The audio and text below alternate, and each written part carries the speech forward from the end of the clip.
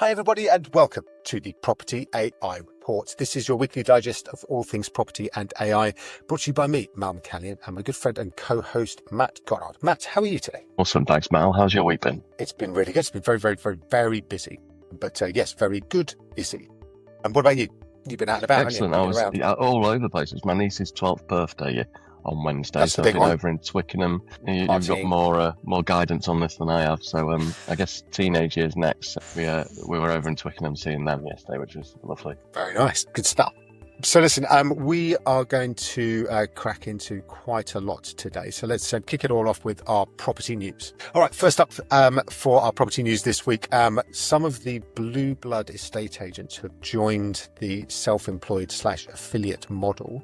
Stratton Parker, I think, announced in the last couple of weeks that they were going into it. And now one of the big ones, Knight Frank, is diving in as well. Kind of really sort of gives a approval from on high of this particular model. Matt, what's your take? I think it's great to see it continuing to extend and people being open to changing the business model. I think one of the things I've spoken to various people in the years since I left Foxtons, where there's been a bit of a, what would you call it, like a bleed previously of people moving on and moving out of town and onwards, is if actually we'd have kept the systems and processes and had some sort of structure in place that let people who wanted to maybe move home or move out of London have a similar approach to do so. And I think this is a good way for those like large corporates to sort of retain the talent, but not necessarily in the previous corporate structure. How about yourself? Yeah, I think it's really fascinating. I think the last I saw from CI was that it still makes up a relatively small percentage, something like 3 or 4%, something like that. But obviously, the fact that everybody is that all of these people are self-employed means that they tend to be quite noisy, a lot noisier than your average sort of agent working in an office. So you tend to see them a lot more. Or maybe that's just my feed, but certainly I think it is becoming an increasingly interesting part. And there's, as it matures, it also kind of throws up different elements in each different kind of company or kind of like business. So you've got the sort of the Prestons from Preston Baker and Richard James and Swindon, who are kind of building out those internally under their brand, direct out from their estate agency, but really kind of retaining quite a bit of control. To the sort of more, I've been at Keller Williams' mega cap this week, which has been amazing. They've like 300 mega. It has been so mega, and they've got about 300 odd people there, who are all, just individuals, right across, from Scotland down to the south coast, and the variety and the way that they work is really interesting and different as well. I know that's also true of EXP, for example. So yeah, I do think I think it's going to be really fascinating to see how big this sector can actually get, because like you said, it does reflect how a lot of people want to work these days. If they can get a few instructions through per month, and get the commissions off that and live off that, then that's good enough for some people. Others are absolutely focused on this becoming much more than a kind of lifestyle business and something that more sort of empire building, where some of the EXP lot have got a lot of people working with them and for them, and have also got their the people they've introduced and are getting revenues from them as well. So it's just a really interesting space right now, and I think it's got a lot of mileage still to go. And fully appreciate just how all these entrepreneurs are kind of putting their money and their energy where their mouth is and kind of going after it. Yeah, I think it's going to be a really interesting kind of session over the next few months and years. Right, next up, we're going to look at new launch. We touched on it last week. It's called MarketRent. It's a new property technology business by one of friend of the show and somebody who's been in the industry and has created something significant before, and that is the founder of FixFlow, Rajiv Nayar, has now launched MarketRent. Now this is a platform to support rent reviews under the Renters' Rights Act. So it is timely, if nothing else, with the Renters' Rights Act coming in about 2 weeks' time. But yeah, Matt, I know you've had a good look at this. What's your take?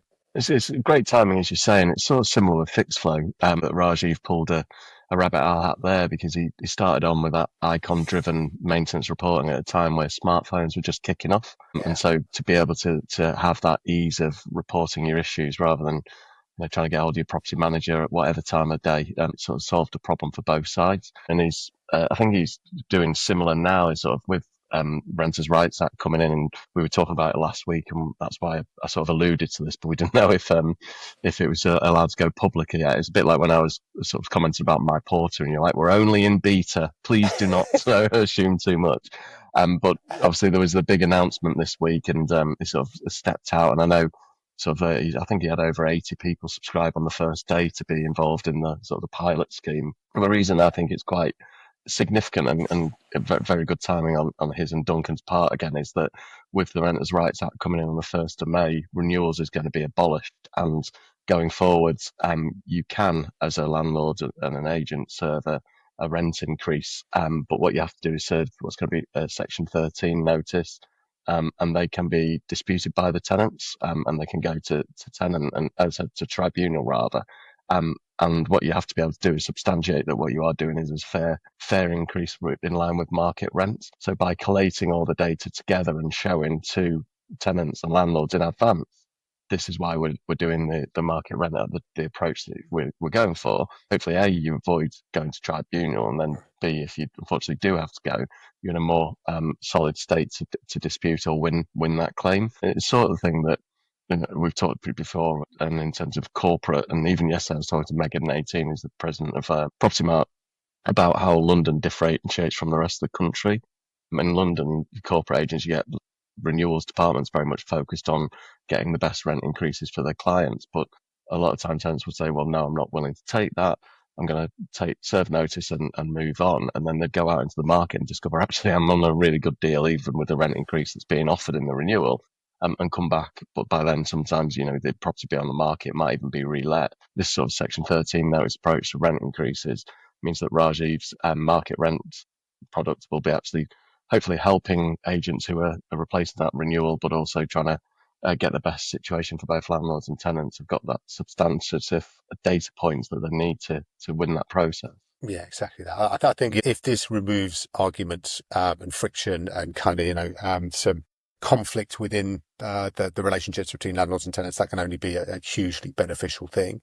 To be able to, no tenant is going to welcome a rent increase, but if they can at least see that actually, it is in line with what's happening elsewhere in the market, then that can only be helpful to them, because that means that they're not just going to kind of leave, but also, or indeed go down a tribunal action that's going to take for ages and end up being pointless. But it also means that essentially everyone's got the same information and is able to kind of operate and act as a result of that. So good luck to them and to Rajiv and co. With MarketRent. Looks like a really, really good product out there. All right, next up, our old friends Purplebricks. Now, they have been in the news this week because they are bringing back virtual valuations. Some might argue that they didn't necessarily go away because, that has been possible for a variety of different agencies over time, including Purplebricks, I believe. But yes, they are now stepping it up as a kind of formal process where actually they will get you to kind of describe your property, maybe show some of the property itself yourself from your screen, and they will be able to give you a virtual valuation on the back of that. I think this came through the Negotiator reporting on it this week, but they spotted it in the Harrogate, I'm going to say Harrogate Gazette. Yeah. The advertiser, sorry. How do you not know your Harrogate local Met papers? Do you know what? I'm really, really out of practice on that. So I think it is. So it's interesting, isn't it? It's like, is this Back to the Future? Is this actually the future, but they were too early last time? What do you think? I think at first I was really wondering if this is part of a big relaunch, because obviously you've spoken about before about Michael Bruce siphoning off a load of technology from Boomin before it went through. Allegedly. Yeah, got you. For those listening, Mal did something with his hand. I thought he was giving me the loser sign. Maybe a bit of both. But I wondered if it's part of that sort of relaunch, reboost, but then obviously picking up on the Harrogate, depending on your level of wealth. Which one's right? Do we have a view? And I'm from Grimsby, it's Harrogate. But I thought it was a relaunch showing that they're back in business. As you say, if it's not gone away, it is just re-promoting something. And we see this with prop techs a lot, don't they? They come out and say, we've got this brand new amazing feature, but actually all the competitors already have it. And so they're sort of shouting about something that already exists. And it happens time and again. Whereas I don't think this is something new, but I was hoping to see some of this actual new stuff that's been allegedly taken from Booming, but it feels a little bit like non-news, and it's just because it's PB, right? I think that's kind of it, isn't it? It's like, I think it is that they are pushing this out there, that they've obviously done some PR piece with this reporter from, as you say, the Harrogate Advertiser is interesting. I don't think that spontaneously Lizzie Gill, for that is the journalist's name, I wouldn't necessarily be finding it interesting enough to write about, but yeah, obviously there's been some kind of push on it. I think that, if you look forward, is this going to become more commonplace? Is it going to be something that is a point of difference for Purplebricks? Is it going to be something that competitors who can actually go out to the property are going to leverage as competitive advantage? And I think probably many of those things are going to be true. And I think it's going to be just another sort of differentiator that's kind of going for good or bad, that is going to mean that the Purplebricks is reverting to essentially what the Bruce brothers created back in the day, which is very light on kind of human contact, and very big on using as much tech as it possibly can to get that process completed. All right, so that is our property news for this week. Let's dive into our AI and tech news. Now, we wanted to start perhaps on a little bit of a downer for a change on AI and tech news. Now, everybody knows out there that we are speaking for myself rather than for you, Matt, I am an AI optimist. I think this is going to bring so much benefit to kind of humanity and to all of us, that there will be some disruption as every technological change delivers, from the railways to electricity, probably going back to fire and wheels. But yeah, this it's becoming more and more of an issue out there, to the point that Sam Altman, who is the CEO of OpenAI, somebody actually attacked his house with a Molotov cocktail and threw stuff at him. His family is inside with his little baby. So yeah, it's starting to break out into this real sort of almost the old the Luddites, kind of going after the spinning jennies and the factories and things like that. So yeah, look, this isn't great. And I think, people really need to start thinking about, what actually is the overall kind of intent of this. There's a lot of protests around data centers as well being created. There's a lot of information misinformation about, how it uses electricity, how it uses water, these data centers. But then the flip side is, actual demand for this using AI is going through the roof as well, to the point that one of our other stories, one of the big labs has had to kind of constrain the amount that's being used. So yeah, Matt, what's your take on this? I say it's obviously terrifying for Sam Altman and his family, and just to remind you that there's humans at the heart of everything that we do, I guess, for now, given the nature of what we talk about every week. But it wasn't just the Molotov cocktail, was it? And the guy had travelled from Texas, so it wasn't just I've done something over the weekend, I've got this thing and I'm going to throw it at Sam Altman's house. He travelled a long way with a clear agenda, and he actually had an AI manifesto and a list of other AI execs on it. So it was a really planned out attack. And then I think the other terrifying part of it is that it then spawned on, and there's a drive-by shooting on his house like a couple of days later. So it's sort of bringing to the surface those tensions that we regularly see. And you sometimes think, oh, it's America and they're a bit wacky over there, but it is showing that people are genuinely worried about their jobs, their lives. Obviously, the kick onto this is sort of a housing affordability side of things. So, just whilst we don't like to carry everything on here and stay quite positive, I think it is that balanced view that we need to see that it's not all pro Claude and ChatGPT and Gemini and such like. And I just got off a call this morning with Simon Well, who's discovered Perplexity Computer and is absolutely loving it. But there is some concern out there, and quite rightly so. The story you alluded to there is Maine has passed no more data centres because of the concerns about electricity availability, and if they're going to have to have brownouts like they have in South Africa due to lack of electricity. There are genuine concerns about where we're going with all this, over and above sort of the Terminator and Matrix worlds that are the sci-fi take on it. Yeah, and exactly that. Yeah, we never want to make light of it. We know very much that that there are real consequences out there. That AI is very, very good at very, very many things, and is becoming increasingly good at it. We touched on Mythos last week from Anthropic, and we'll bounce a little bit onto that again in a sec. These intelligences are becoming incredibly adept at doing things that historically only humans could do, and that is necessarily going to have an impact, as factories did, and again as many of the other technologies we now take for granted. If you look at the internet versus print, things like that. There are far fewer print organizations than there were back in 1999. And some people will warn them, people who worked in them particularly. But what the internet has enabled overall is an absolute Cambrian explosion of other roles. And because it took a little bit of time, then it was able to kind of be seen to be offset. And, I think that will happen again. The time frame is the difficult thing. Actually AI is moving so fast that actually do we have time to kind of look at the reskilling and how people are going to redeploy their purpose in life in time for when AI does make some significant jobs redundant. So look, we always keep an eye out on that. But I think that the kind of overriding thing is, as with everything, progress is going to happen. Consider the human creature has always retained its ability and its focus on improvement and on growth and on using tools to better itself, from stones to bronze to iron and so on. So look, it's again by no means making light of it. There are crazy people out there who will do crazy things regardless of the circumstances.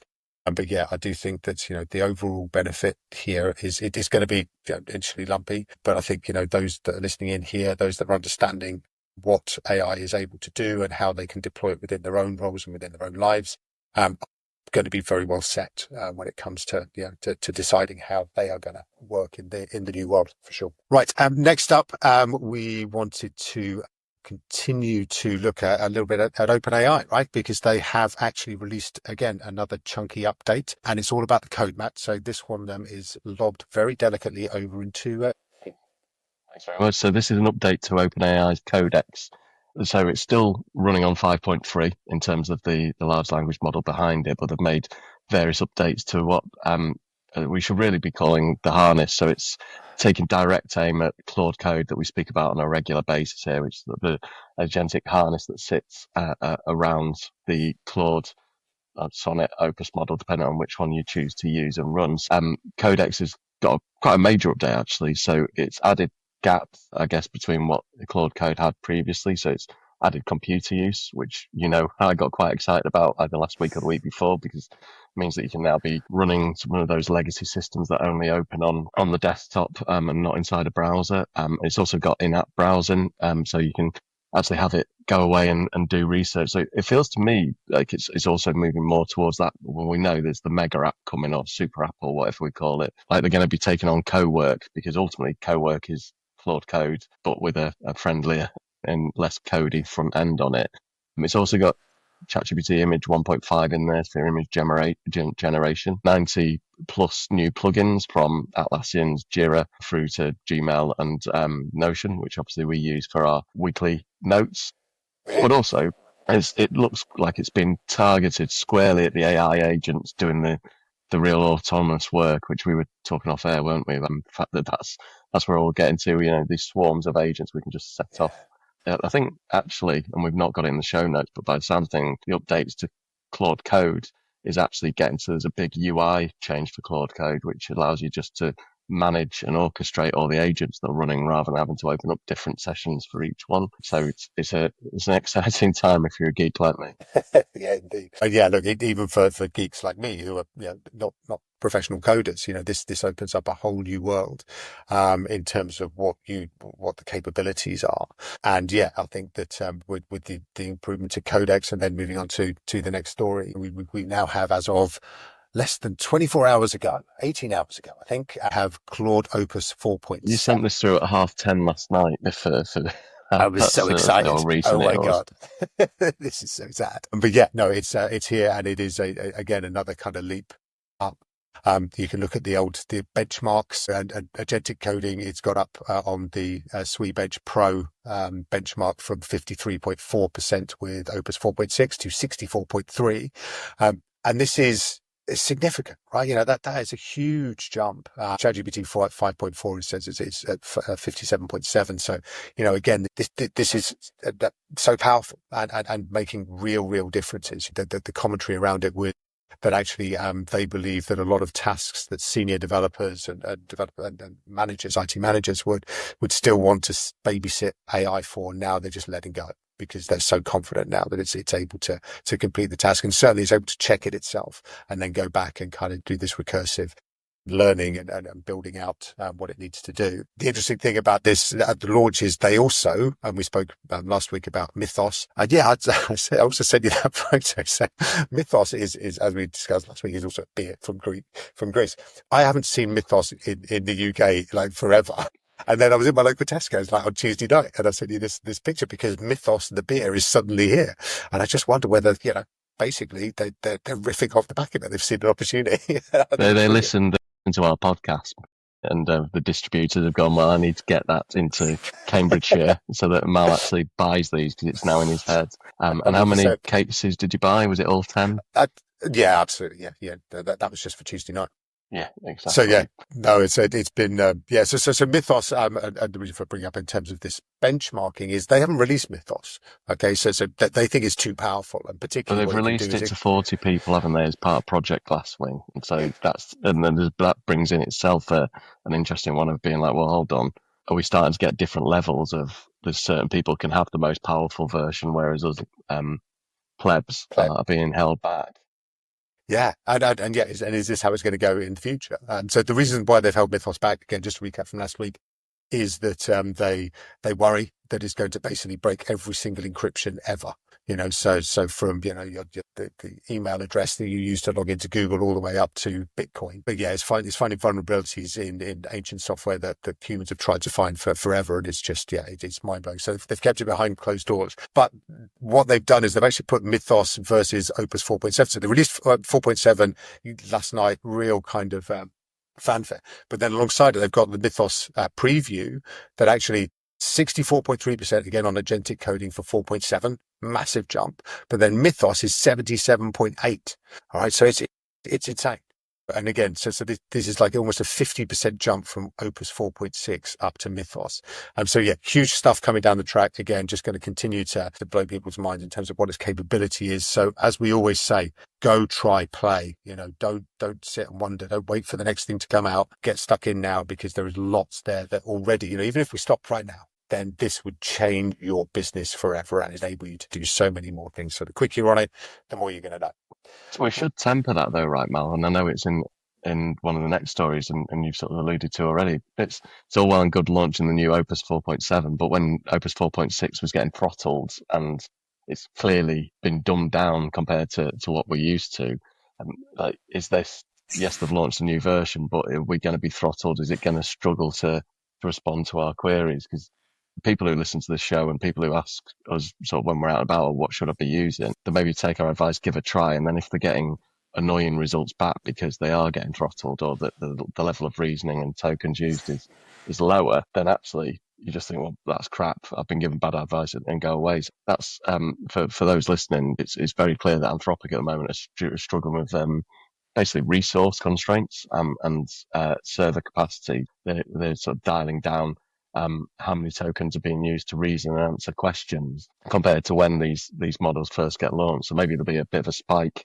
over the next few days of everyone going to Opus 4.7 and them giving it the throttle it needs, but then dialing it back because those server farms that aren't getting built in Maine don't have that capacity. Yeah, 100%. So yeah, like if anybody asks, and I'm up on stage in front of 300 agents later on today, and I will be talking about Claude Co-work, and yeah, it is the one right now that I think is the one to beat. So yeah, always kind of pointing people in the direction of what's best. But you're right. Our next story is that Anthropic's got a massive user backlash. So Anthropic can make Claude because of performance issues / as you say, throttling. So they're actually constraining the amount of compute that is dedicated to each individual because they're running out of power. They're running out of compute. So yeah, it's a real challenge. It is something that they are desperately looking to build out. We spoke, I think, a couple of weeks back, OpenAI got $122 billion, which is, so huge in terms of the amount of cash that it's that is being invested in it to build out these data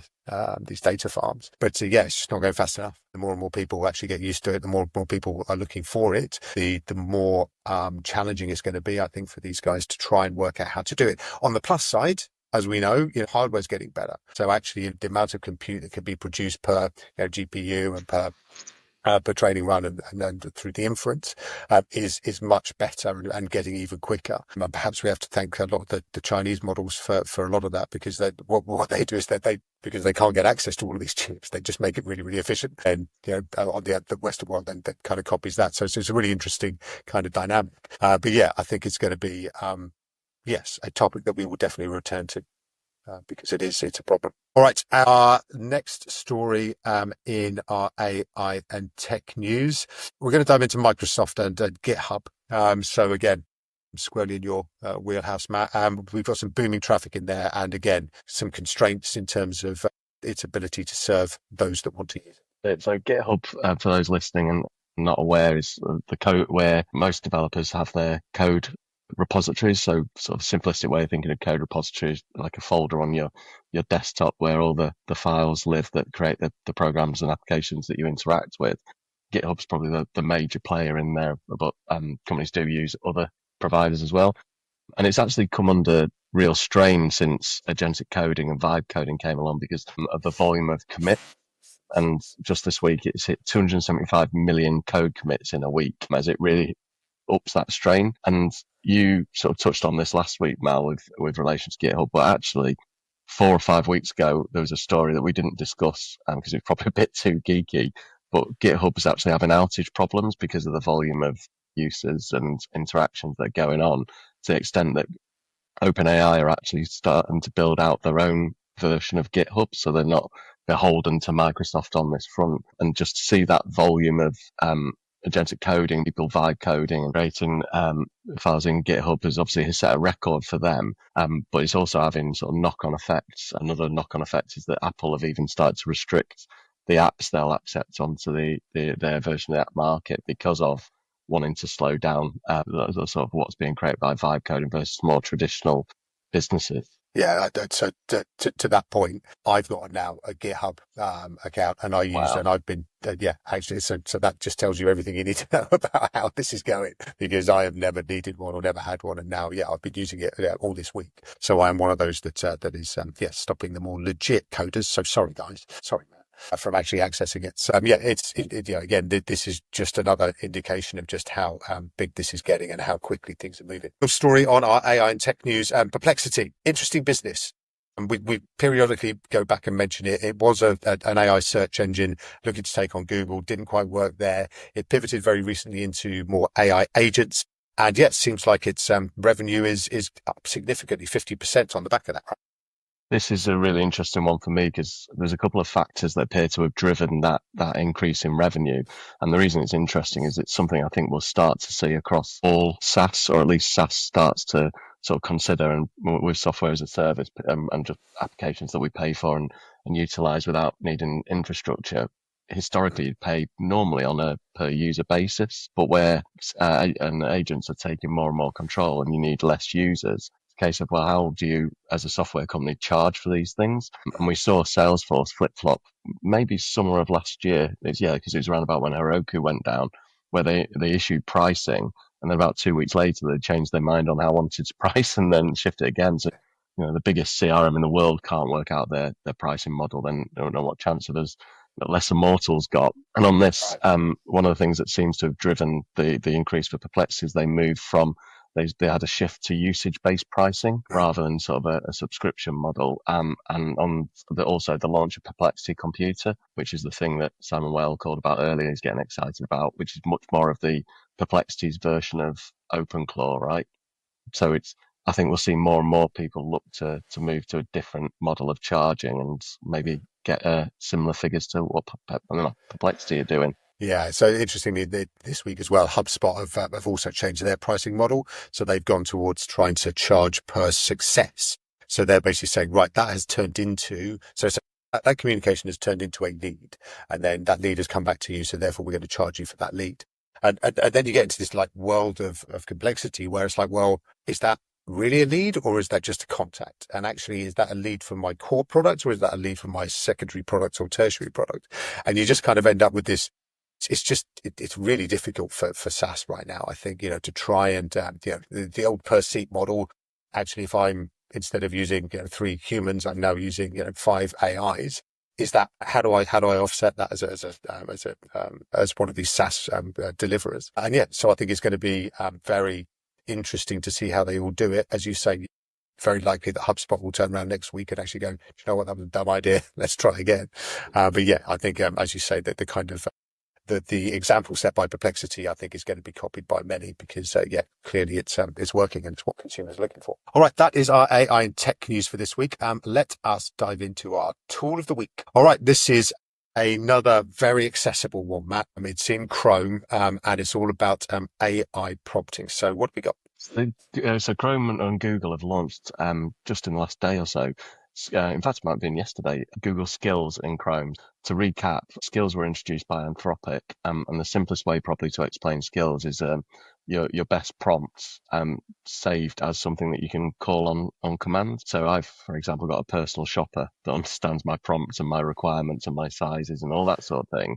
Pity that AI. Yes, exactly. You would absolutely love to see inside that skill, wouldn't you? To save me having to explain every time what I want Cowork to go off and do. Chrome has now added skills. I'm sorry, those skills having been introduced by Anthropic were then adopted by OpenAI and as an industry standard again, a bit like we saw with the model context protocol that they also sort of set up.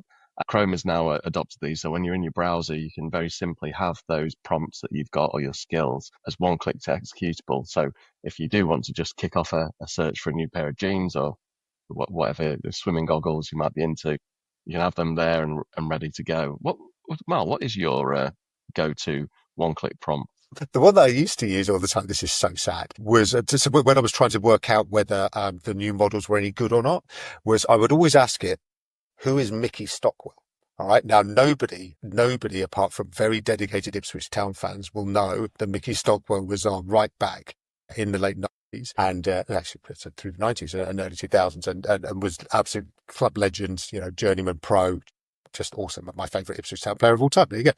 So yeah, but it took until probably ChatGPT 03 before I actually understood who the hell Mickey Stockwell was, because it's just so random. So yeah, that was my general question, but that was why I always used to kind of go, right, let's ask it about Mickey Stockwell, see how much detail you get about it. But yes, that's kind of it. But yours is goggles, is it?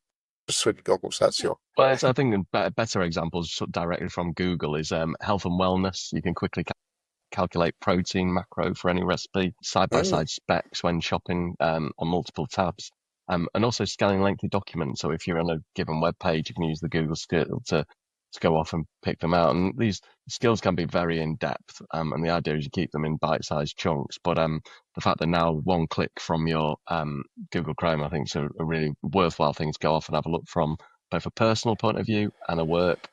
The Grimsby Town player that you made me think of there is Dave Gilbert. So you can go off and check him going forward. There's going to be a few Dave Gilberts out there, so let's see where you go. Listen, thanks so much, everybody, for listening. That's all we've got time for this week. We will be back again next week with even more property and AI news. Matt, thanks for being there. Are you up to exciting things this weekend as ever? Merseyside derby, Mal. It's huge. We didn't even go into the Old Farm derby last weekend between Ipswich and Norwich, which Ipswich, completed the double over their fierce rivals. So it was a great day as it was last week and the weekend before. So yeah, good luck. And hope you enjoy it. As I say, we'll be back next week and we will see you in a few days' time. All the best. Take care, everyone.